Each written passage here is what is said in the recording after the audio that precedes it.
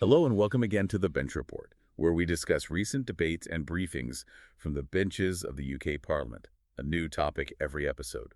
You're listening to Amy and Ivan. Our focus today is a really important parliamentary motion. It's about the need for official guidance on tree maintenance for local councils. And it's driven by, well, a truly catastrophic public safety failure, a preventable one. To really grasp the urgency here, we need to talk about the tragic case of Chris Hall. Indeed. This happened in August 2020. Chris was just walking in the Cars Park in Wilmslow. He was killed instantly when a huge limb fell from a very old tree, about 130 years old. And the scale of it. Mm-hmm. That limb weighed 22 tons. 22 tons. It's hard to even imagine. But the critical point here, the reason this sparked the debate, is the negligence involved. Absolutely. Cheshire East Council knew this tree was dangerous. They'd been warned. How so? Well, their own contractor, a company called ANSA Environmental Services, had assessed it because another limb had actually fallen about a year before Chris's death. So there was a clear warning sign. A very clear one. ANSA recommended the tree should be crowned.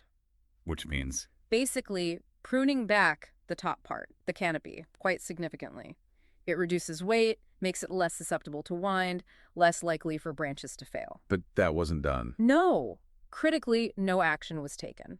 And what came out later, during the Health and Safety Executive investigation, well, it was quite startling. What did they find? That Cheshire East Council had operated since it was formed back in 2009, so for 15 years, with no formal tree maintenance strategy whatsoever. 15 years. No official plan for managing tree safety on public land? None. It's quite astonishing. It meant, effectively, that many trees could have posed risks that weren't being systematically assessed or managed. And this failure led directly to that huge fine, didn't it? £500,000. Yes. £500,000 in November 2024. They pleaded guilty to breaching the Health and Safety at Work Act. But as you said, this wasn't just about one council's failure. No, it exposed something much wider, a systemic issue. Exactly. The core problem debated in Parliament is that there's currently no statutory duty. Councils aren't legally required to carry out regular tree inspections on public land. So it's voluntary. It's voluntary, and you can guess what happens when budgets get tight. Tree maintenance, being non-statutory, is often one of the first things to face cuts. Which puts people at risk. We know it's not just an isolated incident. Sadly not. Nationally, the figures suggest around 5 or 6 people die every year from falling trees or branches in the UK. We've seen other recent incidents mentioned in places like Southend-on-Sea, West Didsbury, Blackpool. It highlights a real ongoing danger. So what's the proposed solution? Chris Hall's family, Fiona and Sam Hall, are campaigning for a new law, which they're calling Chris's Law. And what would that involve? It seems quite practical, actually. It would require councils to maintain a register of high-risk trees. How would they define high risk? Based on factors like location proximity to paths, roads, buildings, the species of the tree, and its age. The idea is to target inspections where they're most needed. A targeted approach. Makes sense. And mandate regular inspections for those specific trees. It's designed to be manageable, cost-effective, and focused, and it clearly has public backing. I saw the petition numbers. 35,000 signatures in just 4 weeks.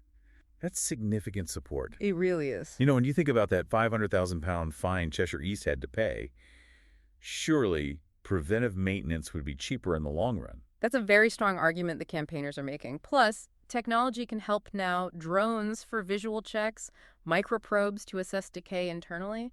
It can make inspections more efficient. But the minister, in the debate, pushed back slightly, didn't they? Pointing to existing guidance. They did. They mentioned guidance from the National Tree Safety Group, the NTSG. It's called Common Sense Risk Management of Trees, and it was updated just last year. So guidance exists, but it's not legally binding. Precisely. This guidance recommends a system where tree owners, like councils, zone their tree stock. Zone them.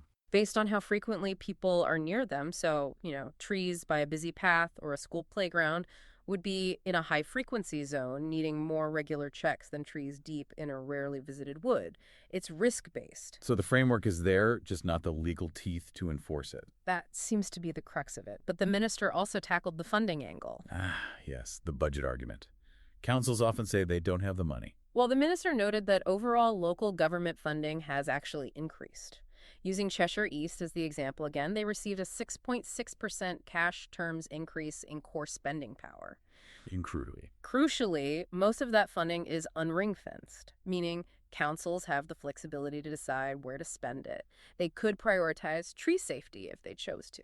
So it becomes less an issue of no money and more one of where are the priorities. Exactly. It shifts the focus to internal decision-making within councils. Which brings us to a bit of an irony, doesn't it?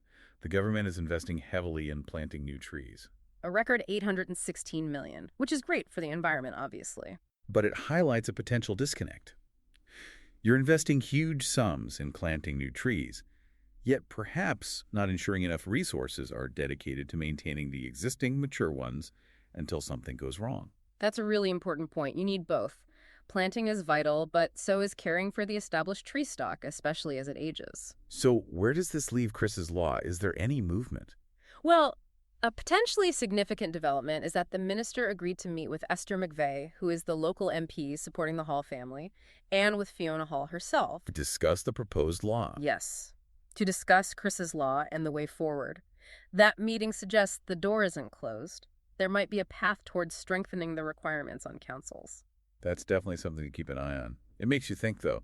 Trees have fairly predictable lifespans, don't they? Generally, yes. Birches might live 50, 70 years, while oaks or sycamores can go on for 200, 300 years or more. And we often know when large numbers of trees were planted, like after the World Wars, for example. Records exist. So, given that predictability, should reaching a certain age automatically trigger a mandatory inspection for trees on public land? Could age itself be a key factor in that high-risk register? That's a really interesting question. Should age alone mandate a check? It's certainly something for policymakers, and indeed local authorities themselves, to consider as they review their approach to tree management. A proactive, age-based trigger, perhaps. Food for thought. As always, find us on social media at Bench Report UK. Get in touch with any topic important to you. Remember, politics is everyone's business. Take care.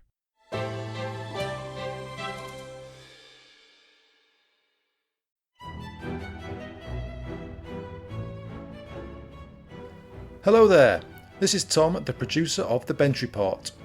Listener suggestions are vital to my mission of making politics more accessible and accountable.